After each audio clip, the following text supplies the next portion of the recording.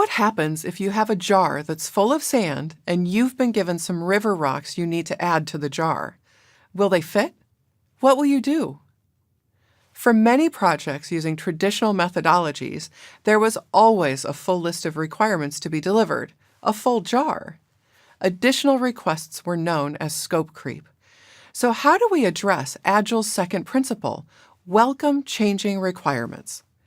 The answer is very simple. It's to prioritize your backlog. Agile relies on the principle of customer value prioritization. Sounds fancy, but really all it means is that what the customers value the most are the highest priority.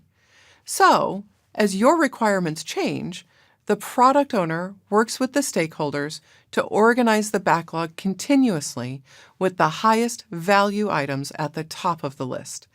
In this way, as new requirements come in, less valuable items are pushed to the bottom of the backlog. Remember the jar I mentioned earlier? Well, the analogy is that the highest value items go into the jar first, the river rocks, and the less valuable items, the sand, can fit in when and if they can. So, tactically, how do we prioritize? Just like everything else Agile, prioritization is flexible and you can tailor your approach to fit your needs. Some of the most common techniques are Kano and Moscow, so let's take a look at these. Kano is really a categorization tool that's used to help establish priorities. If your PO chooses to use this technique, she will assess all of your customer requirements or stories with the stakeholders in a meeting, and they'll categorize them into one of these 4 types.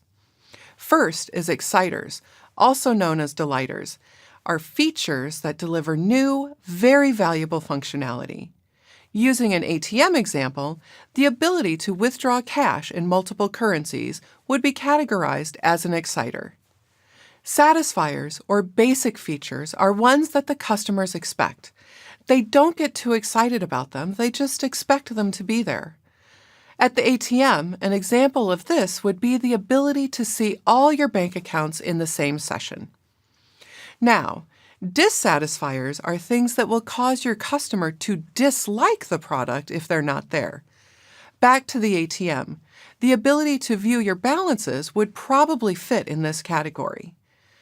And indifferent features are the ones that customers don't care about at all, and so will have little impact on their happiness with your product.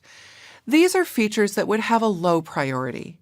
An ATM example of an indifferent feature could be the color of the ATM itself. While Kano is an effective technique for prioritizing your stories, you may run into issues when you have a large group of stakeholders. Their individual preferences will make coming to agreement more challenging. Similar to Kano is a prioritization model known as Moscow. That's an acronym for its categories: must have, should have, could have, and would like to have, but not now. Again, your PO will host a meeting with the stakeholders and apply one of these categories. I've included a sample agenda in the exercise files for you to use when hosting a prioritization meeting. Now, let's change up our example and talk about building a pencil.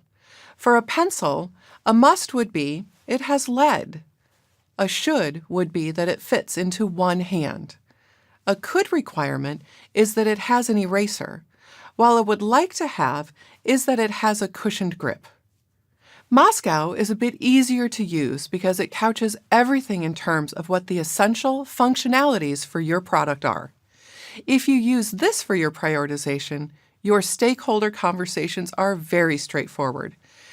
There are many additional prioritization techniques, and I encourage you to do some research to find the ones that will work best for you. Remember, keeping your backlog prioritized is how Agile addresses its principle of welcoming changing requirements. Keeping your stakeholders in sync on your priorities will ensure you're building a well-received product.